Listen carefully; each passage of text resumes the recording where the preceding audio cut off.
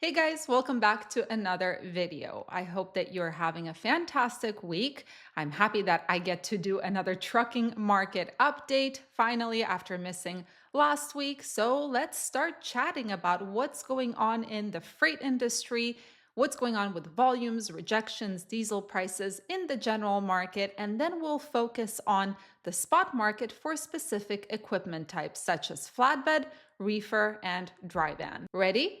Let's go.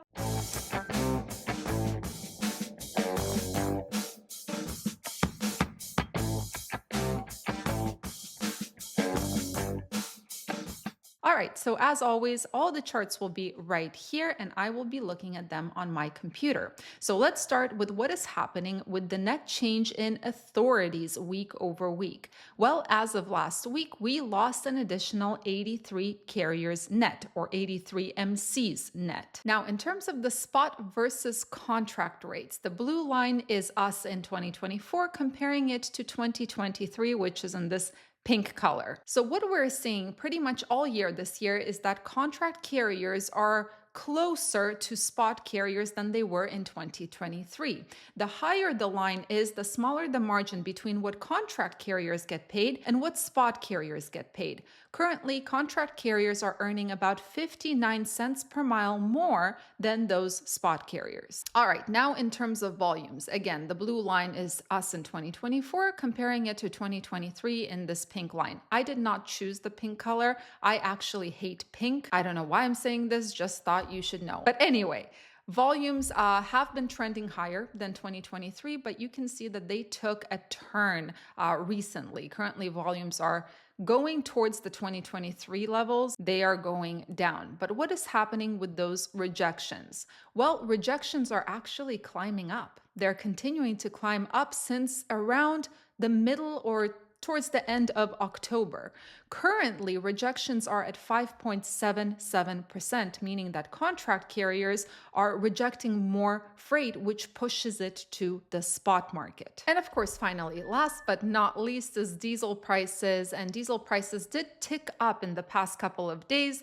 Currently, according to truck stops all over the US, the average diesel price per gallon is $3.60 per gallon. Okay, now let's start looking at the different equipment types, the spot market, and what's going on with them. So, starting with dry vans. Dry vans, week over week since last week, actually saw an increase in the rate per mile on average on the spot market by 3 cents. Now, year over year, this is 3.5% higher than this time last year. So, rates are higher right now than they were this time in 2023.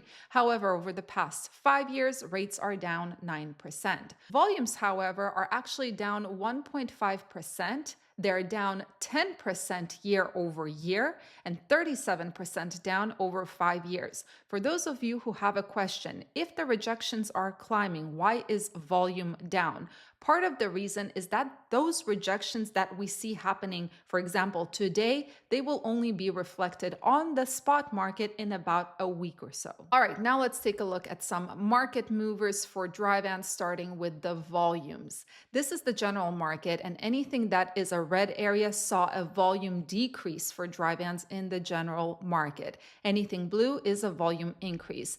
So it's kind of 50-50 right now. Some places saw an increase, some places saw a decrease. But let's take a look at the rejection movements for dry vans, and what you will see is it's pretty much all blue. Rejections really are growing. I'm wondering why. Why are contract carriers more likely right now to reject freight? Is it because they are downsizing their operations? Is it because the margin between what spot and contract carriers earn is less? Is it because they're not able to survive in these conditions? What is happening that is driving those rejections up? But now let's take a look at where to go if you have a dry van, or more precisely, what is happening in the spot market for dry vans.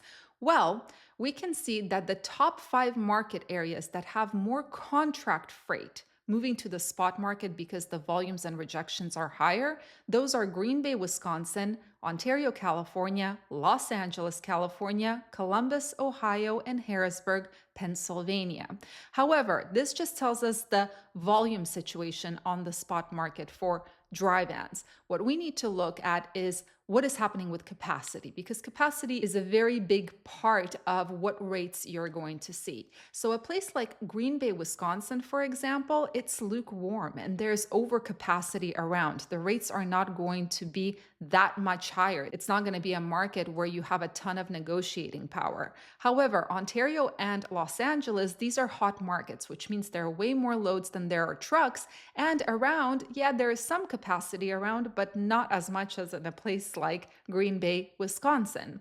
Now, Columbus, Ohio, and Harrisburg, Pennsylvania, warm markets by themselves, but surrounded by capacity that will dilute the situation. Now on to reefers and the spot market. So week over week, reefers actually saw a 5-cent increase in the rate per mile on the spot market. And this is 1% higher than it was last year at this time. Now, over the past 5 years, of course, 7% down because we had that crazy black swan event called COVID.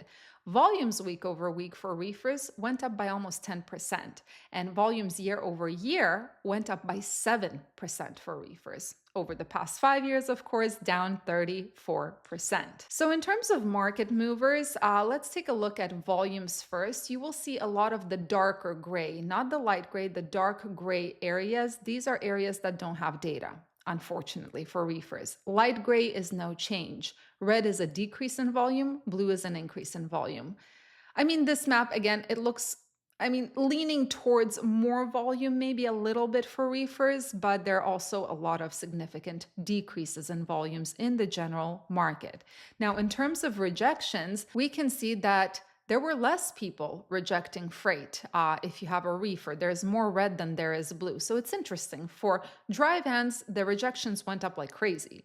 For reefers, they didn't budge that much or they went down. But now let's take a look at better markets. And I'm using quotes here because better markets doesn't mean that you're actually going to get a better rate.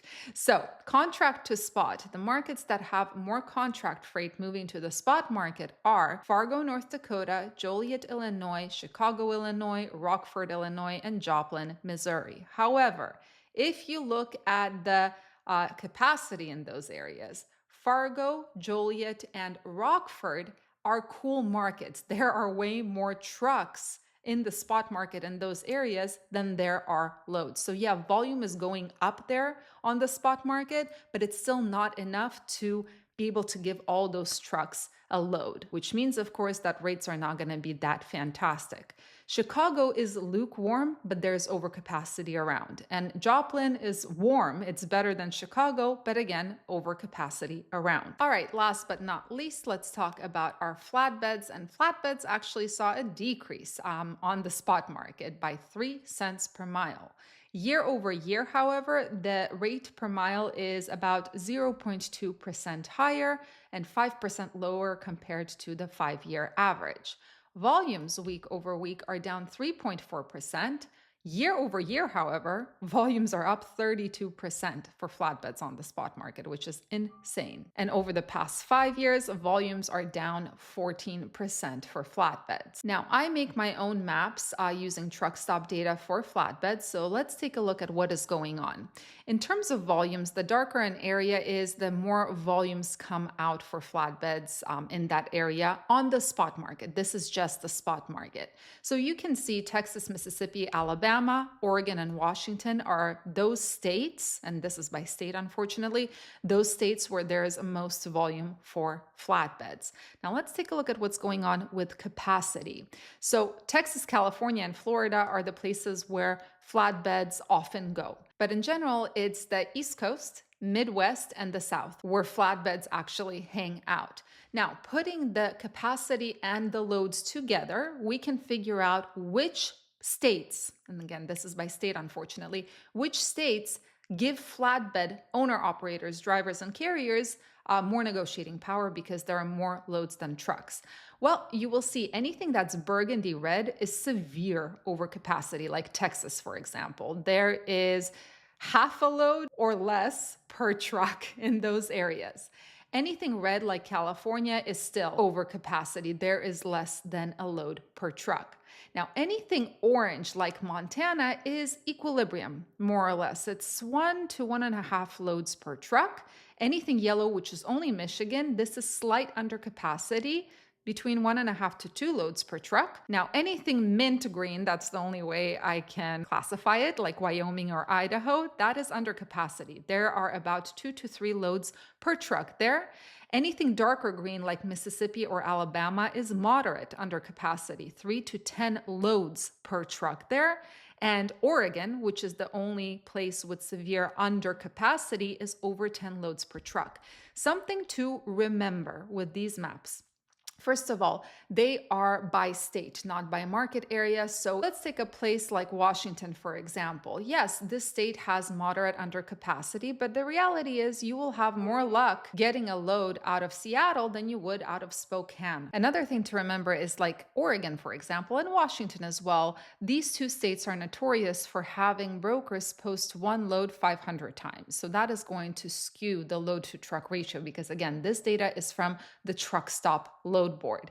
Another thing to notice is a place like Montana, for example. Montana is equilibrium, but if you want to have better luck in Montana, you want to be closer to probably Missoula, Montana, where it borders with Idaho, because then you have a choice of whether to go to Idaho or Montana for your next load. This is something to just keep in mind. So yeah, guys, this is the situation with the market right now. No really big movements except for the rejections, and it's mostly coming from the dry van rejection rates because we saw that reefers didn't see that much rejection increases. They saw more decreases, I believe, than increases, but dry vans are really driving those rejection rates up. The question is, what is happening? Why are contract carriers more likely to reject freight right now? Are their rates being cut? Probably because the margin is getting smaller between contract and spot carriers. But yeah, I guess we're going to have to see and monitor the situation to see what happens next. Anyway, guys, thank you so much for joining me and watching today. I hope you have a fantastic rest of your week and weekend.